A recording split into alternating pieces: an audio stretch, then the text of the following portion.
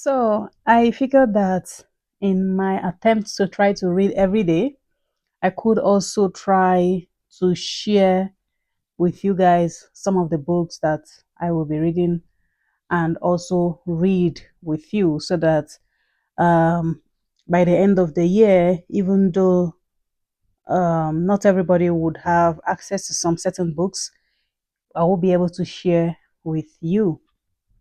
And if many of us could also join to do that, read, make videos, that would be awesome. The book I want to start with is something that I've been reading with my husband, and I decided to pick it because it is a classic and it is amazing. And this is the classic slave narrative, The Life of Olaudah Equiano, The History of Mary Prince, Narrative of the Life of Frederick Douglass, Incident in the Life of a Slave Girl. And this particular version is edited and with an updated introduction by Henry Louis Gates Jr. Now, this book you would find, first of all, is very emotional because it is the account of Olaudah Equiano about how he was abducted from a place in Igbo land. You would find it very emotional. You would also find some distorted attempts to mention some Igbo words that he recollected. You would also find that there is a lot of Old English used in writing the book. So sometimes the English might be those kind of Old English. So open your ears and hearts and you would understand it. Okay? Because it is a personal account. So I am going to also leave all of the preliminary pages, which is a lot. I think we'll leave that out for now because the preliminary page is a lot of pages. So we'll leave it and we will go to chapter 1. Okay, chapter 1. I'll try as much as possible to not make it too long, maybe 10-15 minutes, and then we go to part 2. So if you want to follow along, you would always find part 1, part 2, part 3 to part whatever. This might be up to part 200 the way I'm saying it because it is quite a big book, a book of 648 pages, and I am going to be starting in chapter 1, the life of Gustavus Vassa, which is part chapter 1. Okay, and it starts with, so follow along, the author's accounts of his country and their manners and customs, administrations of justice, embranched marriage ceremonies and public entertainment, mode of living, dress manufacturers, buildings, commerce, agriculture, war, and religion, superstition of natives, funeral ceremonies of the priests or magicians, curious mode of discovering poisons, some hints concerning the origin of author's countrymen, with the opinions of different writers on that subject. And I begin. I believe it is difficult for those who publish their own memoirs to escape the imputations of vanity, nor is this the only advantage under which they labor. It is also their misfortune that whatever is uncommon is rarely, if ever, believed, and what is obvious we are apt to turn from with disgust and or to charge the writer with impertinence. People generally think those memoirs only worthy to be read or remembered which abound in great or striking events. Those, in short, which in a high degree excite either admiration or pity. All others they concern to contempt and oblivion. It is therefore, I confess, not a little hazardous in a private and obscure individual, and a stranger too, thus to solicit the indulgence attention of the public, especially when I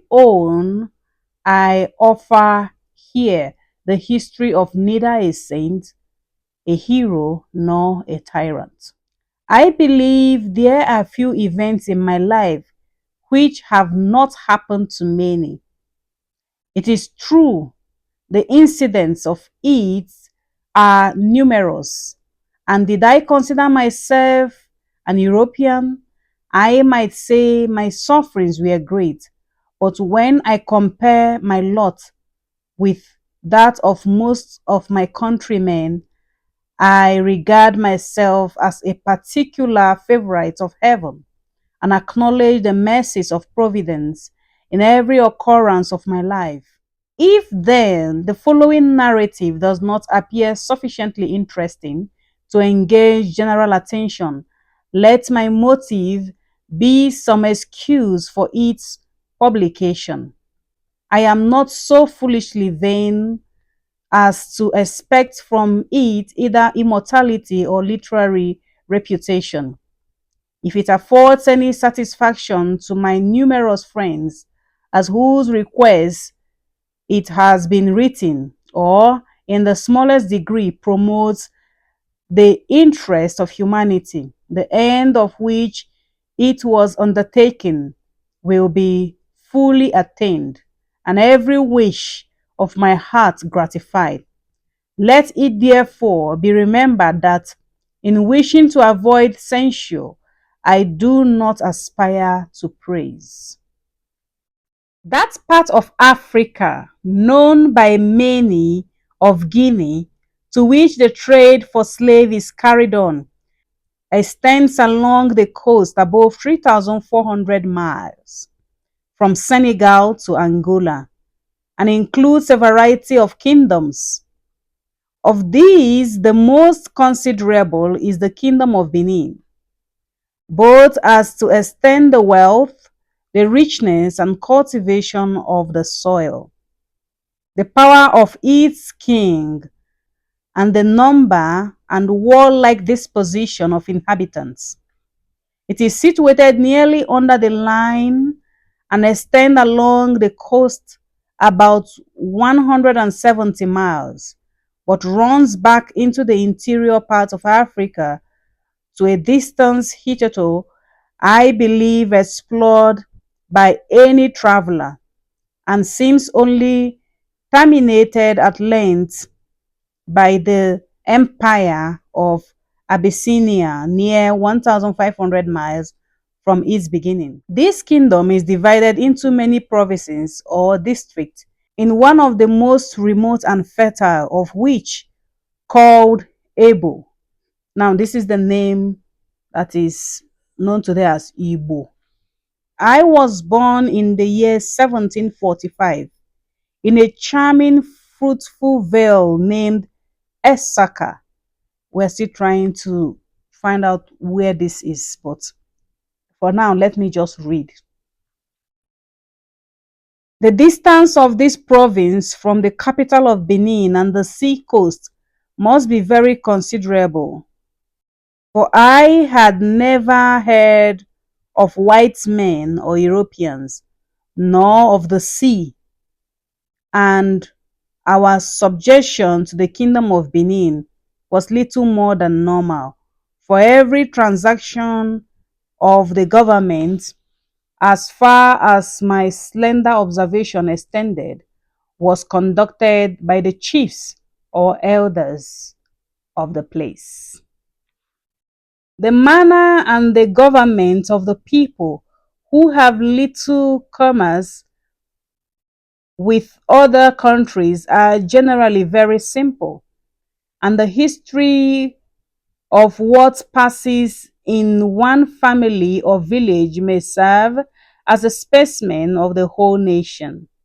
My father was one of those elders or chiefs I have spoken of, and was styled embranche, a term, as I remember, importing the highest distinction and signifying in our language a mark of grandeur. This mark is conferred on the person entitled to it by cutting the skin across at the top of the forehead and drawing it down to the eyebrows. And while it is in this situation, applying a warm hand and rubbing it until it shrinks up into the thick wale across the lower part of the forehead. Most of the judges and senators were thus marked. My father had long borne it. I had seen it conferred on one of my brothers, and I was also destined to receive it by my parents. Those embranch, which it is assumed it is Ichi, just embranch. Those embranchi or chief men decided disputes and punished crimes, for which purpose they always assembled together. The proceedings were generally short, and in most cases, the law of retaliation prevailed. I think we should stop here for part one because I don't want it to be too long so that you'll be able to follow along. And then I will start part two.